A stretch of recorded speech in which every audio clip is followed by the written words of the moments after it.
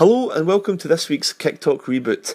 On today's programme we have a match report from the McBookie.com West First Division match between Largs Thistle and Greenock Juniors and an interview with Thistle Assistant Manager Arnie aka Stuart Davidson. We also interview a Largs Thistle Scottish Cup legend, but that's later in the show. Right now it's on to the results. McBookie.com West Scotland Premier Division. Auchinleck 4, Pollock 1, Hulford 3, Athley 1, Rob Roy 1, Beath 2. Super League First Division. Bellshill 0, Cumnock 2, Winton 0, Blantyre 2, Kilwinning 1, Clydebank 1, Largs Thistle 2, Greenock 0, Maple 0, Shotts 3. West of Scotland Ayrshire District League. Craigmark 4, Ovenvix 1, Dalry 4, Salgoats 2, Muirkirk 2, Govan 3, Whitlets 1, Davil 2, Ardeer 0, Kellow 2, McBookie.com West of Scotland Central District First, Carluke 1, Vale of Clyde 4, Johnstonborough 0, Maryhill 1, Larkhall 1, Thornywood 0, Lesmahago 3, Neilston 0, Rossvale 5, St Anthony's 1, Central District 2nd, Benbub 4, Newmains United 1, East Kilbride 1, Gartcairn 3, Lanark 0, Cambuslang 1, Royal Albert 0, Vale of Leven 2, and the Ayrshire Weekly Press Cup quarter final, Glenafton 3, Ovenmeadow 3. Ovenmeadow win 3-1 on penalty kicks. I was at Barfields Park where the score in the McBookie.com First Division counter was Largs Thistle 2, Greenock 0. Now Largs Thistle leading the way in the division were requiring full points to keep the pressure on at the top of the table, with Kilwinning and Clydebank drawing at Abbey Park. It made for a very important 3 points for Thistle. It was a tense opening first half though, and there were few chances. The best opportunity of the half falling to James Marks after a quick fire cross into the box, but he fired over the bar. At the end of the first half, Stephen Lamont on the right wing back, he managed to get a diagonal shot which cannoned off the left post with it. It was a great diagonal drive, but to no avail as the first half whistle blew. So, start the second half, and it was much more convincing stuff from Thistle. Greenock had put up a good account of themselves, and they had a few ex-Largs Thistle players on their books, and one of whom being Barry McLaughlin, who marshalled the Greenock defence well. But as for Thistle, it was always going to be about trying to get those 3 points.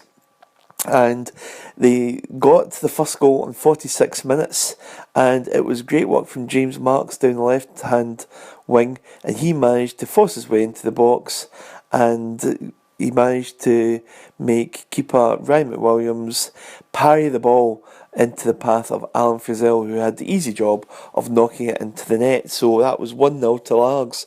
And Thistle kept pushing. They were much more organised after the break and looked very drilled and determined to get goals. And the second goal came along in 66 minutes, although James Marks felt his goal should have stood when he managed to break through on the right hand side and hit a fantastic angle drive into the top left hand corner. But Alan Frizzell had been pulled down, and the referee pulled action back for a penalty kick. So Marks was determined to get on the score sheet come hell or high water, and that he did with an accomplished finish from the spot. So 2-0 to Largs in 66 minutes. Could Greenock mount a comeback of any sort? Well, the answer was no. If anything, Largs looked more convincing.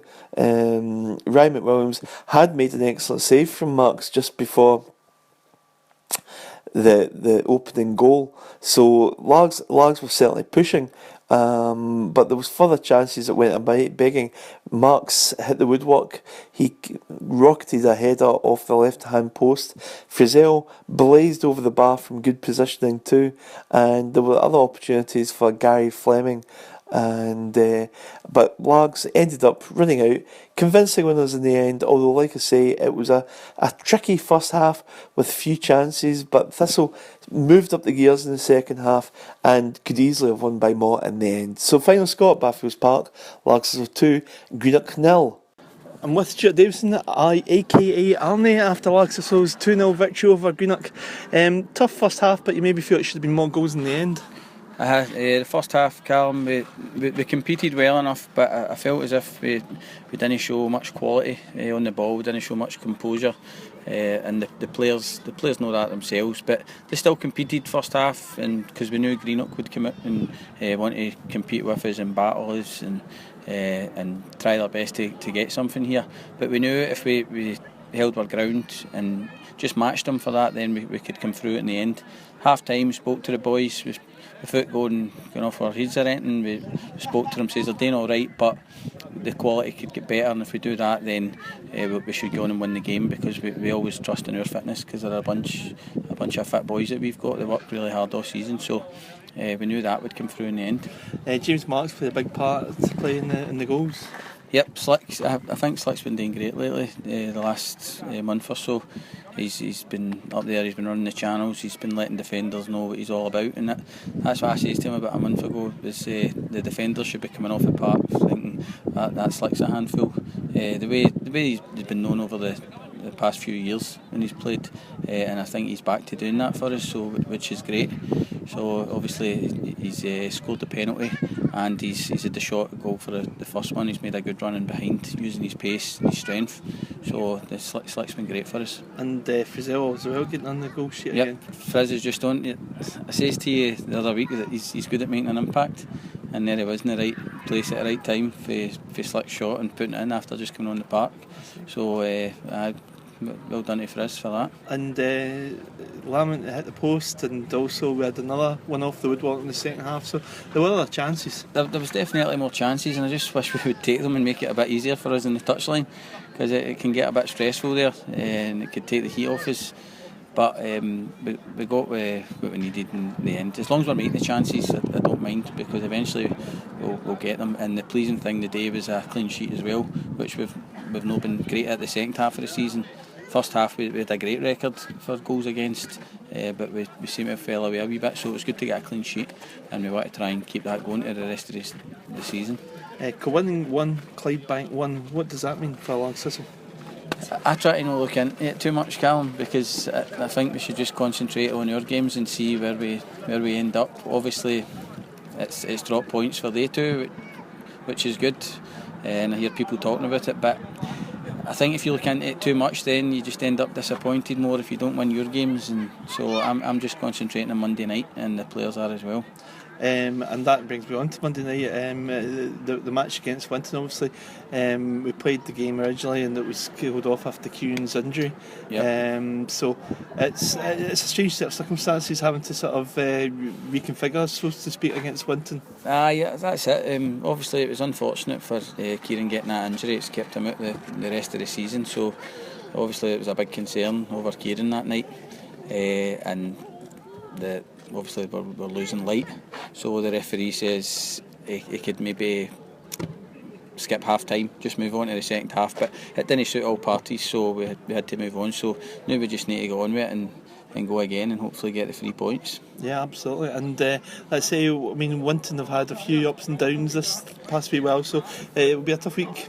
Well, match. As far as I'm aware, they're fighting promotion, and they've got a couple of good results.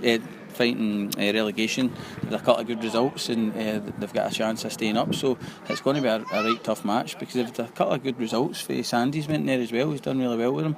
So every game's just getting bigger and bigger, and it's getting harder and harder. But I'm sure our players can handle that. Right, that's great. Thanks, Stuart. Right, all the best. Cheers. I'm with Archie Halley, Largs Scottish Cup legend, after Thistle's 2-0 win against Greenock today. Well, his dad, Archie, wasn't playing. 22 years this weekend, I believe, since he won the Scottish Cup with Thistle. Yes, it is, aye. I remember that day well. Great day for supporters and myself. And it was obviously, let's say, a great atmosphere and a great night out afterwards, after that brilliant Pat McCurdy goal. Oh, definitely. Well, they didn't expect us to win it that year, did they? We were 41 in the final, and we think we'd all the odds. Second division team to win the Scottish Cup. Aye. Never been done, so brilliant. Great. And in terms of You were along at Barfields today, and the old team did the job today against Greenock. They did the job. First half, I would say Greenock was a better team, but once Largs settled, got the goal, it was just Largs after that. Largs were the better team. That's it. It's a game of two halves, but I think it's the same old story. When you're going for the league, it's a bit of nerves till you get that goal. Once you get the goal, it settles everybody. That's it. Okay, great Archie. I'll catch you soon. Cheers. Cheers.